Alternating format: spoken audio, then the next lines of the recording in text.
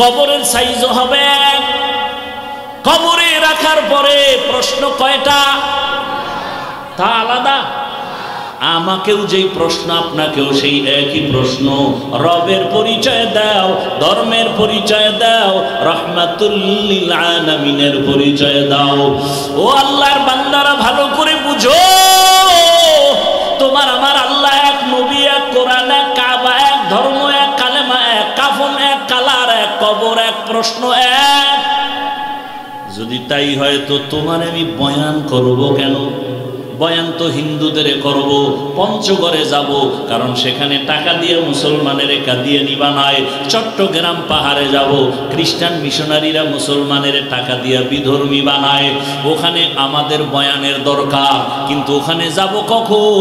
দিন নাই রাত নাই, 24 ঘন্টা গাধার মতো সারা বাংলাদেশে দৌড়াই।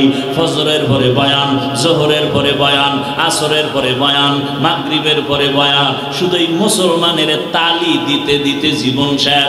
ঘরের চিন্তা নাই, মাইয়া বলার চিন্তা নাই, ফ্যামিলির চিন্তা নাই, ঘুম নাই, খানা নাই। আমি একা, হাজার হাজার হাজার ওলামায়ে কেরাম মেহনত করে উম্মতের পেছনে, নিজের চিন্তা করে না, ঘরের চিন্তা করে না, খানা দানার চিন্তা করে না, চাকরি থাকার যাক চিন্তা করে না, উম্মত নিয়ে চিন্তা করে ওলামায়ে কেরাম।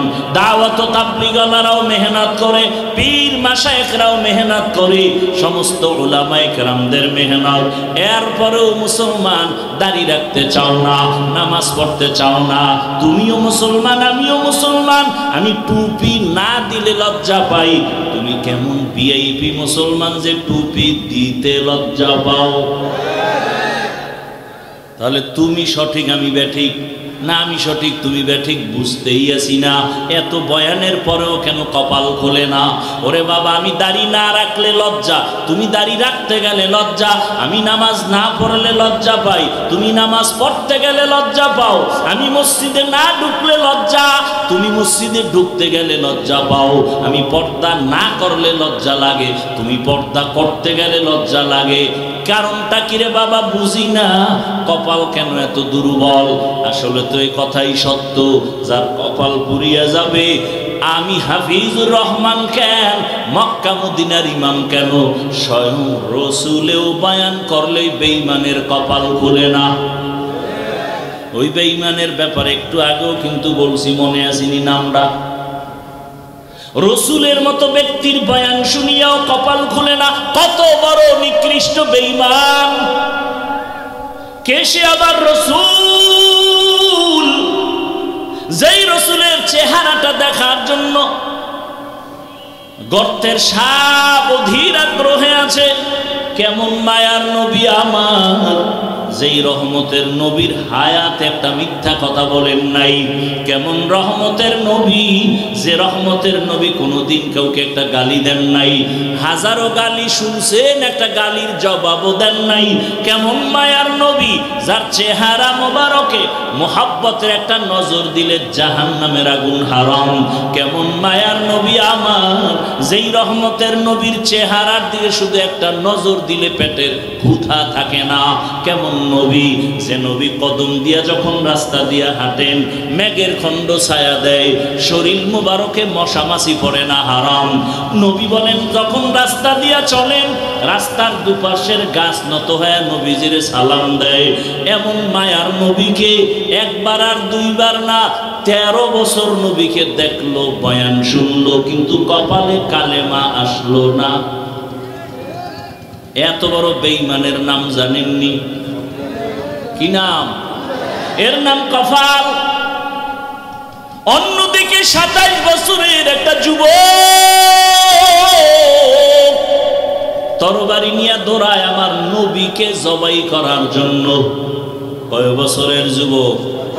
27 বছরের যুবক আমার নবীকে জবাই করার জন্য দৌড়ায়। আল্লাহর কুদরত, নবীকে দেখা মাত্র তরবারি ফালায় বলে, নবী আমাকে মাফ করে দেন, কালেমাওয়ালা বানায় দেন। 13 বছর দেখা বয়ান শুই না, কালেমা পড়ে না, আর নবীজিকে জবাই করতে এসে 27 বছরের যুবক কালেমাওয়ালা হয়ে তরবারি নিয়ে দাঁড়ায় গেল।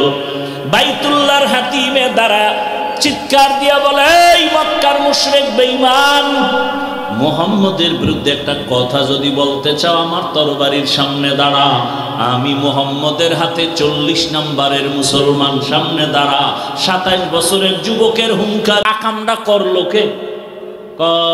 একজনে না জাইনে বলতেছে তাবলীগের কোন ব্যক্তি, কয় দলিল ছাড়া কাফের। কয় এই যে চিঠি নদীর মধ্যে দিছে, পানির জোয়ার আর সেই ঘটনাটা ঘটাইল কে? কয় দেওবন্দের কোন হুজুর। কয় সে সিঙ্গেল কাফের। না না না না, সে না তো। কে ঘটাইছে? কয় চরমনাইয়ের কোন একজন হুজুর। কয় ট্রিপল কাফের। তাহলে কয় না, হেও ঘটায় না তো, কে ঘটাইছে? খুঁজো। খুঁজতে খুঁজতে খুঁজতে খুঁজতে গিয়া ইতিহাসের পৃষ্ঠায় তাকায় দেখে ঘটনা ঘটাইছেন পয়গম্বরের সাহাবী হযরত ওমর। এখন কি বলবেন? সিঙ্গেল বেদাতি। যারা ওমরকে ভণ্ড বলে, এই রকম বলনেওয়ালা মানুষ আমার দেশে আছে। আমি গতকালও ঢাকায় বলেছি, ওমরকে যারা ভণ্ড বলে ওর 14 গোষ্ঠী ভণ্ড। ওকে যারা ভণ্ড বলে না তারাও ভণ্ড। সাহাবায়ে কেরামের বিরোধিতা যারা করবে এরা পৃথিবীর নিকৃষ্ট বেয়াদব। আল্লাহ হেদায়েত দান করুন। তো আমি যেটা বুঝাতে চাই, মানুষ বিবেক দিয়ে বলে এটা হবে না, আমার আল্লাহ বলে না আমি অনুমতি দিলে, কুদরতি ক্ষমতা দিলে সেটা হবে। এই বিশ্বাস থাকলে অনেক প্রশ্নের জবাব এসে যাবে। তো হাতকে আল্লাহ জিজ্ঞাসা করবেন, হাত আল্লাহর সামনে কথা বলবে। হাত কথা বলবে, জবান নাই, কেমনে বলবে? বলে এটা আল্লাহর কুদরতে বলবে। সুলাইমান নবী 9 মাইল উপরে সিংহাসনের উপরে বসা, জমিন থেকে পিপিলিকায় ওয়াজ করে তার জাতিভাইদেরকে, ইয়া আইয়ুহান নামলু দুখুলু মাসাকিনাকুম। 9 মাইল উপর থেকে সুলাইমান নবী পিপিলিকার বয়ান শুনছেন। ফাতাবাসসামা, সুলাইমান নবী মুস্কি হাসলেন। সিংহাসনকে বললেন জমিনের মধ্যে ল্যান্ড করো। ল্যান্ড করলো। মদিনাতুল মুনাওয়ারা থেকে মুলকে সাবার উপর দিয়া যাচ্ছেন। পিপিলিকার আওয়াজ সুলাইমান নবী শুনলেন। এবার সিংহাসন জমিনে নামলো। এবার সুলাইমান নবী ঘটনা শোনাচ্ছেন পিপিলিকার। তো সুলাইমান নবী পিপিলিকা কেমনে ওয়াজ করছে, কেমনে শুনলেন, এটা নিয়ে খোঁচাখুচি করা, বেশি তদন্ত করলে এটার আগামাতা পাবে না, তার মার ছিঁড়ে যাবে এক পর্যায়ে। আল্লাহর কুদরত নিয়ে বেশি গবেষণা করা উচিত না। বুঝে আসুক আর না আসুক মেনে নিলাম, এটাই হলো ইমানের পরিচয়। তো হাত আল্লাহর কাছে বলবেন, এ হাত বল, কি দায়িত্ব তোকে দেওয়া হয়েছিল পালন করেছে কিনা বল। হাত আল্লাহর সামনে কথা বলবেন, হে মালিক। হাতের দ্বারা মা বাবার খেদমত করবে, বান্দা হাত দ্বারা মা বাবার খেদমত করে নাই।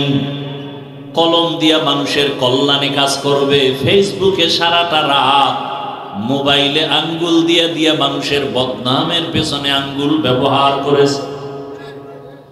চোখ বলো তোমার হক আদায় করেছে কিনা। চোখ বলবেন, হে মালিক, এই চক্ষু দিয়া মা বাবা দেখবে সওয়াব। এই চক্ষু দিয়া তাকায় তাকায় কোরআনের দিকে তাকায় দেখবে সওয়াব। এই চক্ষু দিয়া আল্লাহর ঘর বাইতুল্লাহ তাকায় তাকায় দেখবে সওয়াব। এই চক্ষু দিয়া আল্লাহর প্রিয় বান্দা দেখবে সওয়াব। বান্দা আল্লাহর কোরআন দেখে নাই, মা বাবার চেহারাটা দেখে নাই, বাইতুল্লাহ দেখে নাই, বরং সারা রাত মোবাইল সামনে নিয়ে কবিরা গুনাহ দেখে দেখে সারা রাত কাটাইছে। আল্লাহর সামনে সব ওপেন হয়ে যাবে। ওয়াউজিআল কিতাবু ফাতারাল মুজরিমিনা মুশফিকিনা মিম্মা ফীহি ওয়ায়াকুলুনা ইয়া ওয়াইলাতানা মা লিহাযাল কিতাব لا يغادر صغيرة ولا كبيرة إلا أحصاها ووجدوا ما عملوا حاضرا ولا يظلم ربك أحدا। ছোট থেকে ছোট একটা গুনাহ, একটা নেক, ফেরেশতারা আমলনামায় লিখতে ভুল করবেন না। সামনে সব পেশ করা হবে, রেকর্ডিং সহ দেওয়া হবে, ভিডিও আকারে দেওয়া হবে। বান্দা পালাবার কোনো সুযোগ সেদিন হবে না। আল্লাহর নবী বলেন, দায়িত্বশীলেরা হুঁশিয়ার, তোমার দায়িত্বের জবাব দিতে হবে, মা বাবারা সাবধান। আল্লাহ কোরআনে বলেন, ইয়া আইয়ুহাল্লাযীনা আমানু উ আনফুসাকুম ওয়া আহলিকুম নারা আকুদুহান নাসু ওয়াল হিজারা আলাইহা মালাইকাতুন গিনাদুন শিদাদুন লা ইয়াসুনাল্লাহা মা আমারাহুম ওয়া ইয়াফআলুনা মা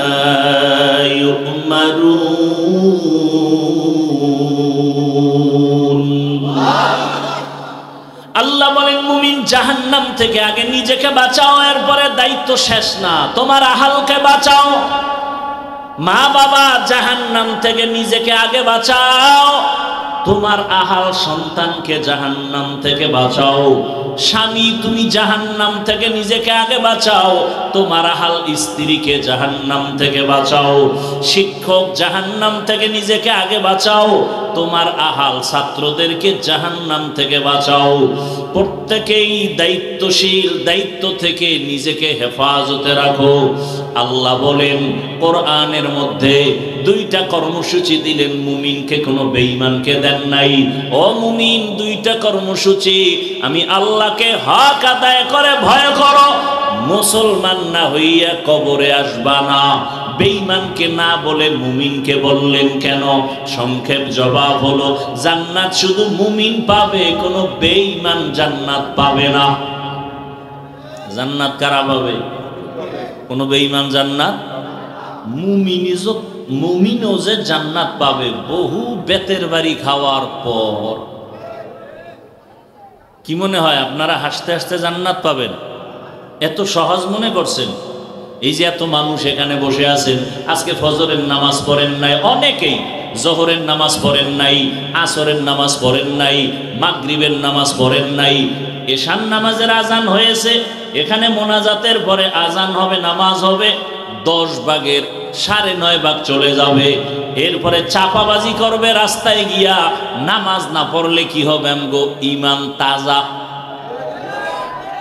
অথচ রহমতের নবী বলেন, বাইনাল আবদি ওয়া বাইনাল কুফরি তারকুস সালাহ। বেঈমান আর মুমিনের মধ্যে ব্যবধান হলো নামাজ। বেঈমানেরা নামাজ পড়ে না, মুমিনেরা নামাজ ছাড়ে না। এখানে যদি আমি প্রশ্ন করি, সবাইকেই নামাজ লাগবে নি? সবাইরে যদি জিগাই, যারা জীবনে নামাজ পড়ে না এরাও বলবে, হুজুর আপনার ঈমান আসেনি। আপনি এই প্রশ্ন কেমনে করলেন? লাগবে না মানি, বরকত ভালো, নামাজ ভালো, তার সম্মান ভালো। যত ভেজাল নামাজের কারণে, যত বড় পাগড়িওয়ালা হোক না কেন, যত বড় পীর সাহেব হোক না কেন, যদি তার কোন দিকের শরীয়তের ভেজাল থাকে, তার একমাত্র কারণ নামাজে ভেজাল। কোথায় ভেজাল? নামাজ। নামাজ যারা পড়েন, যারা পড়ে না তো পড়েই না, ঈমান ঠিক আছে। যারা পড়েন তাদের উপায় কি? আপনাদের ব্যাপারেও আল্লাহ মজার কথা বলছে, খেয়াল করতেছেন তো? আমার সাথে একটু খেয়াল করেন। যারা নামাজ আমরা পড়ি, আমরা কেমন নামাজি মুসল্লি? আল্লাহ বলেন, আরাইতাল্লাযী ইউকাযযিবু বিদ্দীন ফাযালিকাল্লাযী ইয়াদউল ইয়াতীম ওয়ালা ইয়াহুদ্দু আলা তাআমিল মিসকিন। পরের আয়াতটা পড়েন। ওয়াইল নামক জাহান্নাম, নামাজি মুসল্লির জন্য ওয়াইল নামক জাহান্নাম। এবার কেমন মুসল্লি? হিসাব মিলান তাড়াতাড়ি। ওয়াইল নামক জাহান্নামটা মারাত্মক একটা জাহান্নাম। ওয়াইল মুসল্লি নামাজির জন্য ওয়াইল নামক জাহান্নাম। যারা নামাজ পড়ে না এগুলো হিসাব আলাদা। যারা নামাজ পড়ি, আল্লাহ কয় তোমার নামাজ পড়নেওয়ালা মুসল্লি, তোমার জন্য আমি বানায় রাখলাম ওয়াইল নামক মারাত্মক জাহান্নাম। জাহান্নামের স্তরের মধ্যে ওয়াইল নামক স্তরটা মারাত্মক ভয়ঙ্কর।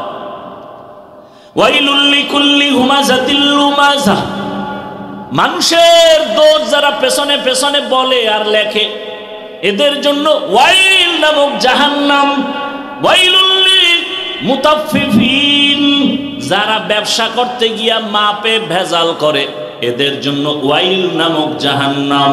ওয়াইলু ইয়াউমাইযিল লিল মুকাজ্জিবিন, মিথ্যা কথা যারা বলে তাদের জন্য ওয়াইল নামক জাহান্নাম। আর যারা নামাজ পড়ে মুসল্লি, এদের জন্য ওয়াইল নামক জাহান্নাম। এবার নামাজ বাদ দিয়ে দিবেন? হ্যাঁ, আল্লাহ বুঝা, ওই যে শুরুতেই বলছিলাম, বুঝ বুঝ। মান ইউরিদিল্লাহু বিহি খাইরান ইউফাক্কিহু ফিদ্দীন, রহমতের নবী বলেন, আল্লাহ যারে বেশি মায়া করবেন তাকে দ্বীনের বুঝ দান করবেন। এখানে আপনারা মুসলমান, আমিও, কথা বলেন না কেন? রাগ করছেন? আপনাদের আল্লাহ আমার আল্লাহ দুই, বুঝা শুনে কইেন। আপনার নবী আমার নবী, স্বীকার, সত্য কথাটা স্বীকার করতে ভয় কেন? আপনাদের কোরআন আমার কোরআন, আপনাদের কাবা আমার কাবা, আপনাদের কালেমা আমার কালেমা, আপনাদের ধর্ম আমার ধর্ম। দুনিয়াতে আপনি আমি আসছি সিস্টেম।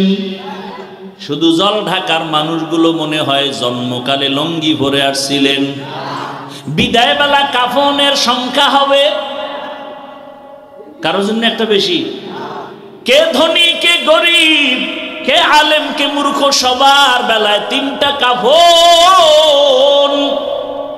আম্মা জানদের বেলায় 5 খান কাফন, কালার হবে আলাদা। হ্যাঁ, হুজুরদের কাফনের কালার একরকম, আপনাদেরটা আর এক রকম। কে হুজুর না, কে ইমাম, কে মুক্তাদি, কে ডাক্তার, কে রোগী, সবার বেলায় কাফন তিনটা, কালারও এক। ঠিক নেই? কাফনের উপরে লেখা থাকবে বড় হুজুরের লাশ। এত বাহাদুরি কেন? মরার আগেই মাস্তানি শেষ, কাফনের ভেতরে ঢুকলেই বাহাদুরি শেষ। কে ধনী কে গরিব, কে ক্ষমতার মাস্তানি করে, কে করে না, সব বাহাদুরি। আজকে আমি বক্তা ভাব, আজকে তুমি টাকাওয়ালা বড় ভাব দেখাও, কাফনে যেদিন ঢুকবো সব বাহাদুরি বন্ধ হয়ে যাবে। জিন্দেগি মে বন্দেগি তু কর নাহি, जिंदगी में बंदगी तू कर नहीं, जिंदगी बे बंदगी शर्मिंदा है, जिंदगी बे बंदगी शर्मिंदा है। दुनिया में हो दुनिया का तलबगार ना हो, बाजार से गुजर हो खरीदार ना हो। ये दुनिया एक मिसले कागज फूल है, ये दुनिया एक मिसले कागज फूल है। जिंदगी में बंदगी तू कर नहीं,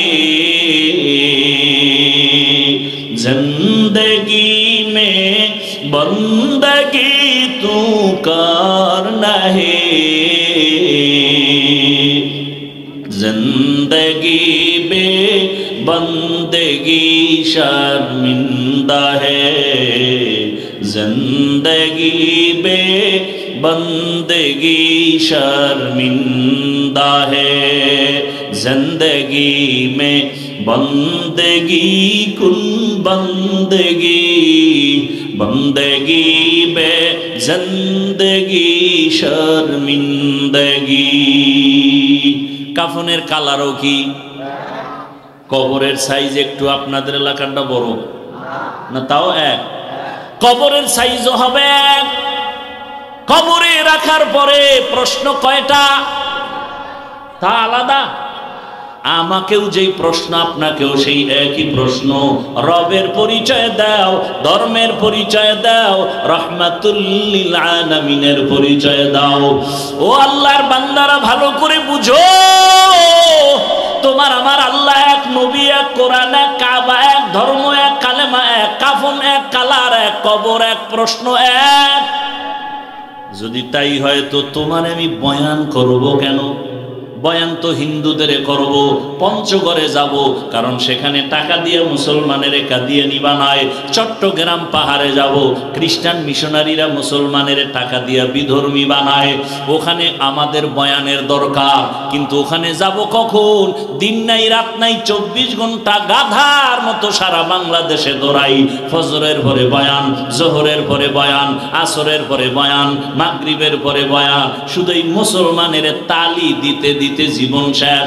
ঘরের চিন্তা নাই, মাইয়া বলার চিন্তা নাই, ফ্যামিলির চিন্তা নাই, ঘুম নাই, খানা নাই। আমি একা, হাজার হাজার হাজার ওলামায়ে কেরাম মেহনত করে উম্মতের পেছনে, নিজের চিন্তা করে না, ঘরের চিন্তা করে না, খানা দানার চিন্তা করে না, চাকরি থাকার যাক চিন্তা করে না, উম্মত নিয়ে চিন্তা করে ওলামায়ে কেরাম।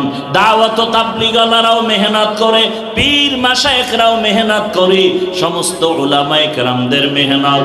এরপরেও মুসলমান দাড়ি রাখতে চাও না, নামাজ পড়তে চাও না। তুমিও মুসলমান, আমিও মুসলমান। আমি টুপি না দিলে লজ্জা পাই। তুমি কেমন ভিআইপি মুসলমান যে টুপি দিতে লজ্জা পাও?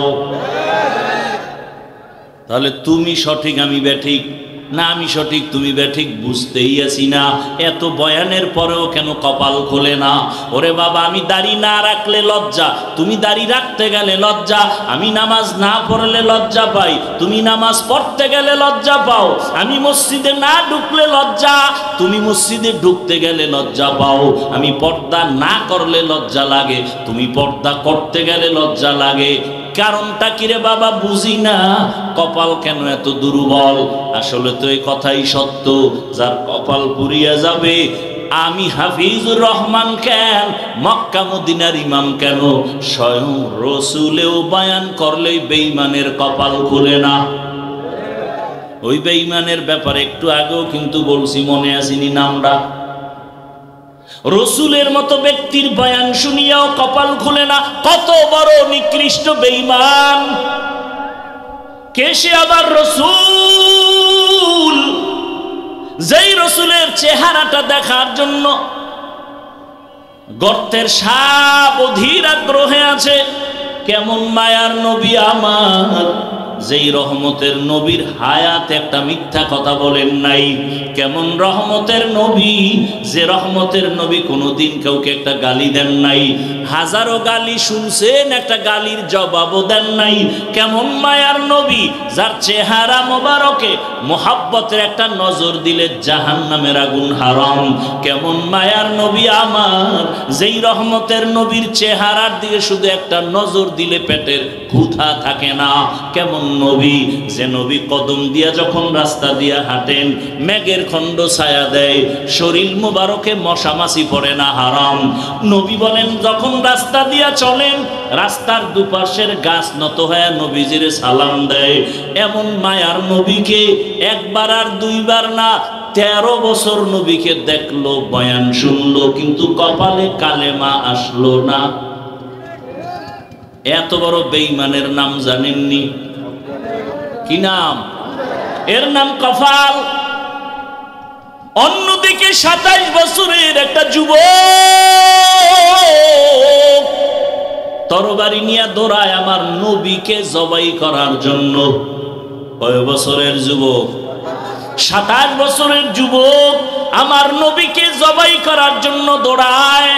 আল্লাহর কুদরত, নবীকে দেখা মাত্র তরবারি ফালায় বলে, নবী আমাকে মাফ করে দেন, কালেমাওয়ালা বানায় দেন। 13 বছর দেখা বয়ান শুই না, কালেমা পড়ে না, আর নবীজিকে জবাই করতে এসে 27 বছরের যুবক কালেমাওয়ালা হয়ে তরবারি নিয়ে দাঁড়ায় গেল। বাইতুল্লাহর হাতিমে দাঁড়া চিৎকার দিয়া বলে, এই মক্কার মুশরিক বেঈমান, মুহাম্মদের বিরুদ্ধে একটা কথা যদি বলতে চাও, আমার তরবারির সামনে দাঁড়া। আমি মুহাম্মদের হাতে 40 নম্বরের মুসলমান, সামনে দাঁড়া। 27 বছরের যুবকের হুঙ্কার।